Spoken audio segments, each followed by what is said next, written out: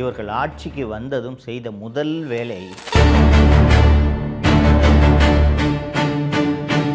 தமிழகத்தில் இந்த 8 வழிச்சாலைக்கு எதிராக நடந்த எல்லா போராட்டங்களின் பின்னணியிலும் திமுக இருந்து தூண்டிவிட்டது. நாங்கள் சேலம் 8 வழிச்சாலையை எதிர்க்கவே இல்லை என்று பச்சையாக பத்திரிகையாளர் சந்திப்பில் போய் சொன்னார். சாலை போடக்கூடாதுன்னு எந்த காலத்திலும் திமுக சொல்லவே இல்லை. அது 8 வழிச்சாலையில் தமிழகமே கொதிச்சு போச்சு. திமுக அரசு கொண்டு வந்த இன்னொரு ரியல் எஸ்டேட் திட்டம் என்னவென்றால் பரந்தூர் விமான நிலையம்.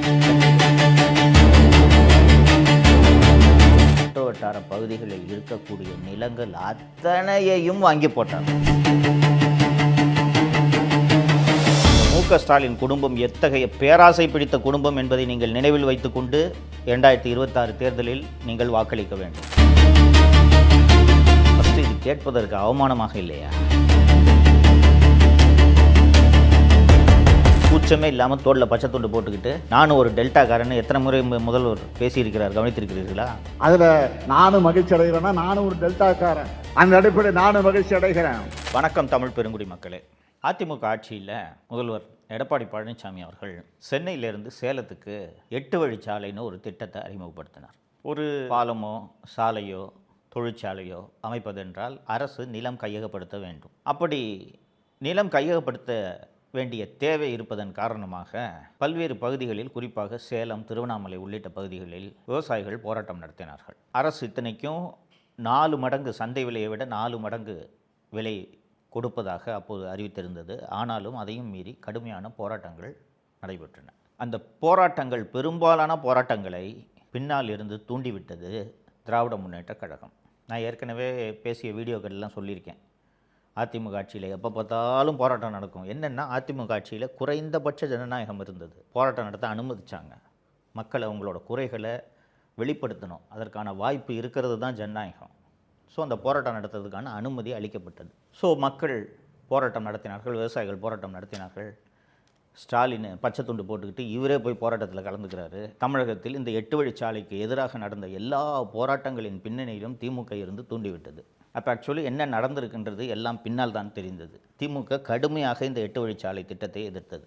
ஆனால் திமுக எதிர்பார்க்காத ஒரு விஷயம் என்னென்னா, அதிமுக அரசு மக்கள் மற்றும் விவசாயிகளின் எதிர்ப்பை பார்த்துவிட்டு இந்த திட்டத்தை கைவிடும் என்பதை திமுகவினர் எதிர்பார்க்கவில்லை. திருவண்ணாமலை மாவட்டத்தைச் சேர்ந்த இன்று அமைச்சராக இருக்கக்கூடிய திரு ஏவ வேலு அவர்கள் என்ன செய்திருக்கிறார் என்றால், எப்படி அந்த திட்டம் செயல்படுத்தப்படும் சொல்லி திருவண்ணாமலை செய்யாருன்னு அந்த பக்கம் பூரா நிலத்தை வாங்கி போட்டுட்டாங்க. அதிமுக அரசு மக்கள் எதிர்ப்பெல்லாம் பார்த்துட்டு திட்டத்தை கைவிட்டுட்டாங்க அப்படின்னு தெரிஞ்ச உடனே, அந்த திட்டம் வந்தால் தானே நிலம் விலையேறும். இந்த ஆட்சி வந்த பிறகு அமைச்சராக இருக்கக்கூடிய திரு ஏவ வேலு அவர்கள் நாங்கள் சேலம் 8 வழிச்சாலையை எதிர்க்கவே இல்லை என்று பச்சையாக பத்திரிகையாளர் சந்திப்பில் போய் சொன்னார். இது நீங்கள் ஊடகங்களில் பார்த்தீங்கன்னா தெரியும், கூகுள் பண்ணி பார்த்தீங்கன்னா தெரியும். நாங்கள் சாலை போடுவதற்கு எதிரிகள் அல்ல, திராவிட முன்னேற்றங்கள் சாலை போடுவதற்கு எதிரிகள் அல்ல. விவசாயிகளை அழைத்து பேசி அவர்களுக்கு என்ன தேவை என்பதை புரிந்து கொண்டு அந்த பிரச்சனையை தீர்த்துவிட்டு சாலை போடுங்கள் அல்லது மாற்று வழி காணுங்கள். இப்போயும் சட்டமன்றத்தில் எடுத்து நாளைக்கு உங்கள்கிட்ட படிக்கிறேன். இதுதான் திமுகவுடைய கொள்கையாக வச்சிருந்த மொழியை, வேற ஒன்றும் சாலை போடக்கூடாதுன்னு எந்த காலத்திலும் திமுக சொல்லவே இல்லை. அது 8 வழிச்சாலையில் இதுபோல் திருவண்ணாமலையில் செய்யாறு பகுதியில் சிப்காட், தமிழ்நாட்டின் அந்த தொழில் முன்னேற்ற பொதுத்துறை நிறுவனம் அங்கே ஒரு தொழிற்பூங்கா அமைப்பதற்கு சிப்காட்டில் நிலங்களை கையகப்படுத்துகிறது. மேல்மா, செய்யாறு உள்ளிட்ட அந்த பகுதிகளைச் சேர்ந்த விவசாயிகள், கிராமப்புற மக்கள் இந்த எங்களது விவசாய நிலங்களை எடுக்கக்கூடாது என்று கடுமையான எதிர்ப்பை தெரிவிக்கின்றனர், போராட்டம் நடத்துகின்றனர். எல்லா போராட்டங்களும் அமைதி வழி போராட்டம், அதை நீங்கள் மறந்துடக்கூடாது. ஒரு பந்தல் போட்டுக்குவாங்க, போய் உண்ணாவிரதம் இருப்பாங்க, தொடர் உண்ணாவிரதம் இருப்பாங்க, உள்ளிருப்பு போராட்டம் நடத்துவாங்க, கலெக்டர்கிட்ட போய் மனு கொடுக்குற போராட்டம் நடத்துவாங்க. இது போன்ற போராட்டங்கள் தான் அவர்கள் செய்து கொண்டிருந்தார்கள். இப்படிப்பட்ட ஒரு சூழ்நிலையில் 4 நவம்பர் 2023 அன்று விவசாயிகள் இதே மாதிரி கலெக்டர்கிட்ட மனு கொடுக்கறதுக்கான ஒரு போராட்டத்தை நடத்துகிறாங்க. அப்போது காவல்துறை ஒரு 18 பேரை கைது பண்ணி சிறைக்கு அனுப்பிடுறாங்க. வழக்கமாக இந்த போராட்டம் நடத்துகிறவங்களெல்லாம் கைது பண்ணால் என்ன பண்ணுவாங்கன்னு உங்களுக்கு தெரியும். கல்யாண மண்டபத்தில் வச்சு ஒரு கேஸை போட்டு விட்ருவாங்க, சாயங்காலம் 6 மணிக்கு அனுப்பி விட்ருவாங்க. இதுதான் வழக்கமாக நடக்கக்கூடிய விஷயம். ஆனால் செய்யாறு மேல்மா பகுதியில் இந்த போராட்டம் நடத்தியதில் 20 பேரை ரிமாண்டுக்கு அனுப்பிச்சிட்டாங்க, சிறைக்கு. ரிமாண்டுக்கு அனுப்பியதோடு இல்லாமல் பாக்கியராஜ், பச்சையப்பன், தேவன், சோழன், அருள் ஆறுமுகம், திருமால் உள்ளிட்ட 7 பேரை குண்டர் சட்டத்தில் அடைத்தது திமுக அரசு. நம்ப முடியுதா உங்களால்? குண்டர் சட்டம் என்பது எதற்காக? ரவுடிகளை, கொலை செய்பவர்களை, நில அபகரிப்பில் ஈடுபடுபவர்களை, கள்ளச்சாராயம் காய்ச்சுபவர்களை, போதைப்பொருள் விற்பவர்களை தடுப்பதற்காக உருவாக்கப்பட்ட அந்த குண்டர் சட்டத்தில் விவசாயிகளை அடைத்தது இந்த திமுக அரசு. தமிழகமே கொதிச்சு போச்சு.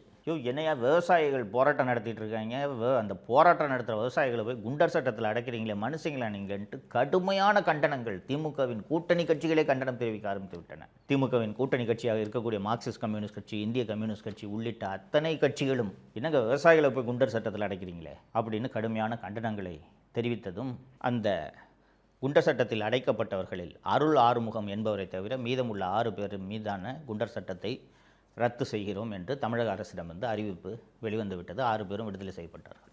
அப்போது அரசு சார்பில் சொல்லப்பட்ட விளக்கம் என்ன தெரியுமா? முதல்வருக்கு தெரியாமல் குண்டர் சட்டத்தை போட்டுட்டாங்க, முதல்வரோட கவனத்துக்கு நாங்கள் கொண்டு சென்றதும் ரிலீஸ் பண்ண சொல்லிட்டாரு அப்படின்னு. ஃபஸ்ட்டு இது கேட்பதற்கு அவமானமாக இல்லையா? ஒரு சிப்காட் நிலம் எடுக்கிறதுக்கு விவசாயிகள் போராட்டம் பண்ணுறாங்க, அந்த போராட்டத்தில் இருக்கவங்கள ரிமாண்டு பண்ணுறாங்க, ரிமாண்டு பண்ணி அதில் 7 பேர் மேலே குண்டாஸ் ஆக்ட் போடுறாங்க. இது எப்படி ஒரு முதல்வருக்கு தெரியாமல் இருக்கும்? உளவுத்துறை இதை முதல்வரிடம் சொல்ல வேண்டாமா? முதல்வருக்கு தெரியாமல் இது நடந்து விட்டது என்பதை சொல்வதற்கு உங்களுக்கு வெட்கமாக இருக்க வேண்டாமா? சரிங்க, உண்மையிலே தெரியல என்று ஒரு வாதத்துக்கு வச்சுக்குவோம். தெரியாமல் போட்டுட்டாங்க.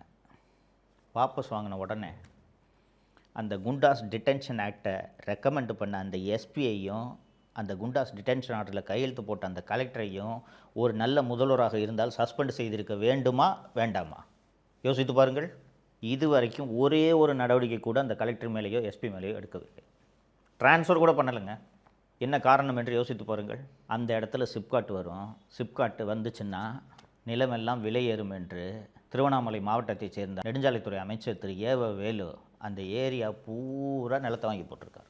நிலத்தை வாங்கி போட்ட பிறகு அந்த சிப்காட் வந்தால் தானே நிலத்தோட விலை ஏறும். ஏற்கனவே 8 வழிச்சாலை ரத்து பண்ணதுனால அவர் வாங்கி போட்ட நிலம் விலை ஏறல. இப்போ சிப்காட்டும் வராமல் போச்சுன்னா இதனால் வேலு சொல்லித்தான் அந்த மாவட்ட ஆட்சியர் இந்த விவசாயிகளை குண்டர் சட்டத்தில் அடைத்திருக்கிறார். கூச்சமே இல்லாமல் தோளில் பச்சை துண்டு போட்டுக்கிட்டு நானும் ஒரு டெல்டாக்காரன்னு எத்தனை முறை முதல்வர் பேசியிருக்கிறார், கவனித்திருக்கிறீர்களா? இதே போல் திமுக அரசு கொண்டு வந்த இன்னொரு ரியல் எஸ்டேட் திட்டம் என்னவென்றால் பரந்தூர் விமான நிலையம். சென்னையில் இருக்கக்கூடிய விமான நிலையம் போதவில்லை, கூடுதலாக ஒரு விமான நிலையம் வேண்டும் என்ற திட்டம் திமுக அரசு கொண்டு வந்த திட்டம் அல்ல. அண்ணா திராவிட முன்னேற்றக் கழக ஆட்சியிலேயே இந்த திட்டம் பரிசீலிக்கப்பட்டது. மொத்தம் 4 இடங்கள் பரிசீலிக்கப்படுகின்றன. படாலம், திருப்போரூர், பன்னூர் மற்றும் பரந்தூர் ஆகிய 4 இடங்களை புதிய விமான நிலையம் கட்டுவதற்கு அரசு பரிசீலிக்கிறது. பரந்தூர்லையும் விமான நிலையம் கட்டினா எவ்வளவு விவசாய நிலங்கள் பறிபோகின்றன, எவ்வளவு நீர்நிலைகள் பறிபோகின்றன என்பதையெல்லாம் ஆராய்வதற்கு அண்ணா திராவிட முன்னேற்றக் கழக ஆட்சியிலேயே வருவாய்த்துறை அதிகாரிகள் போய் அங்கே நில அளவையெல்லாம் செய்யும்போது அந்த ஊர் மக்கள் எல்லாம் சேர்ந்து எதிர்ப்பு தெரிவிக்கிறார்கள். எதிர்ப்பு தெரிவித்த உடனே பரந்தூரில் விமான நிலையம் கட்டலாம் என்ற எண்ணத்தை அதிமுக அரசு அப்படியே விட்டுவிட்டது.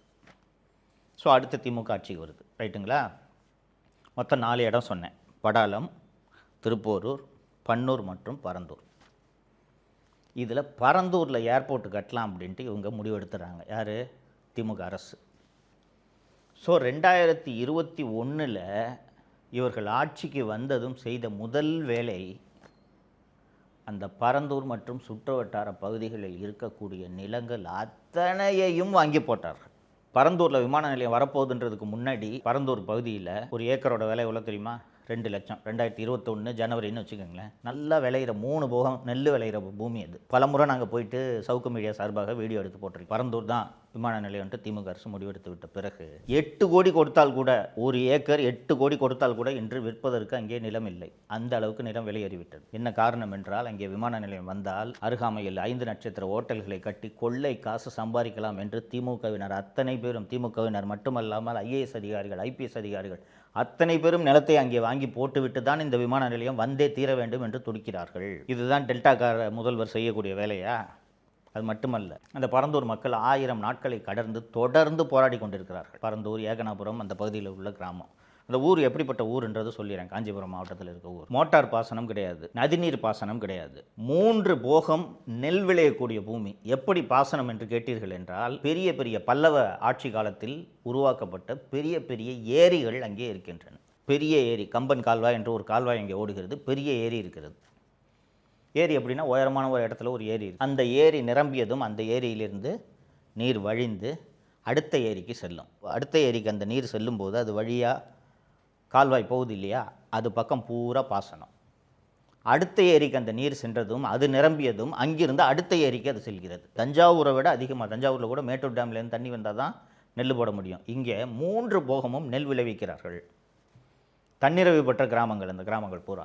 அது மட்டுமல்லாமல் சென்னையோட வெள்ளத்தை வடிப்பதற்கு மிக முக்கியமான நீர்நிலையாக அந்த பரந்தூரில் இருக்கக்கூடிய அந்த ஏரிகளும் அந்த கம்பன் கால்வாய் உள்ளிட்ட கால்வாய்களும் பயன்படுகின்றன.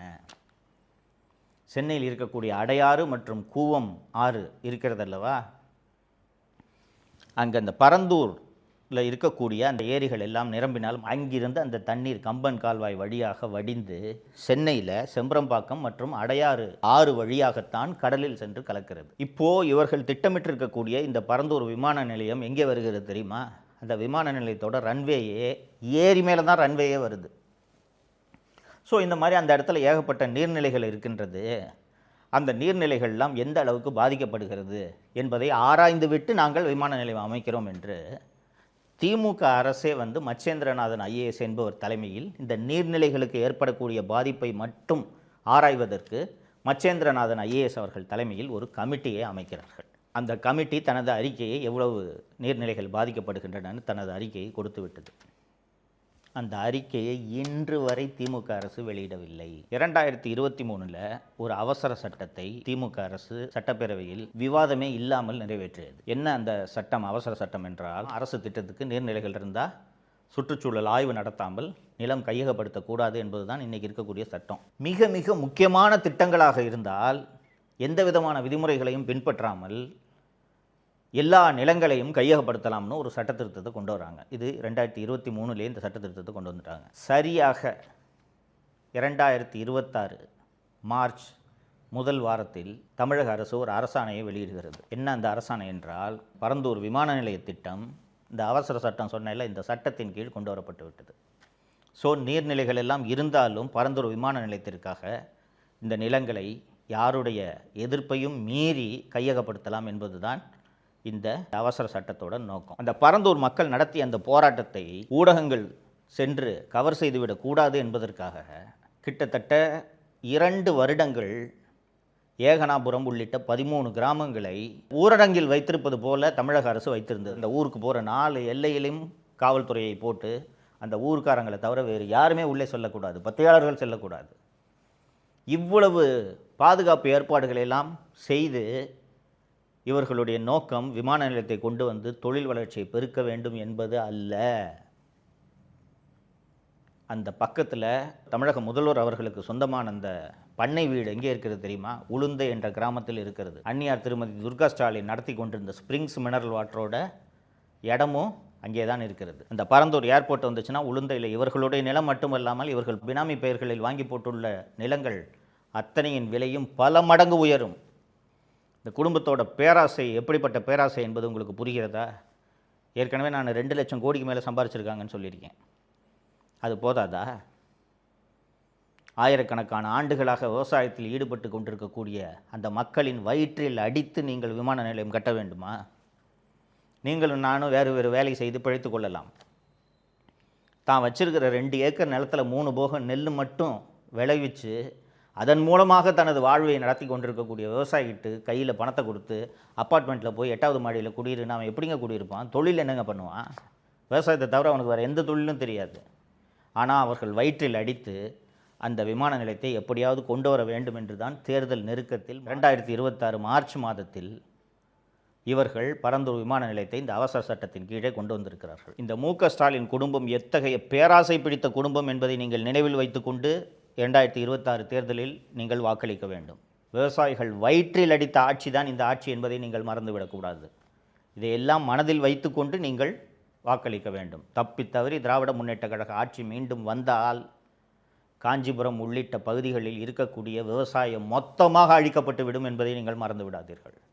அது மட்டுமல்ல, அந்த ஏரிகளின் மீது கட்டிடங்கள் கட்டப்பட்டால் சென்னை வெள்ளக்காடாகும் அபாயமும் இருக்கிறது என்பதை நீங்கள் மறந்துவிடக்கூடாது. இதை மனசில் வச்சுக்கிட்டு நீங்கள் வாக்களிக்கணுன்றது தான் அவங்ககிட்ட வைக்கக்கூடிய வேண்டுகோள், கோரிக்கை. நன்றி. தமிழகத்தை காப்போம்.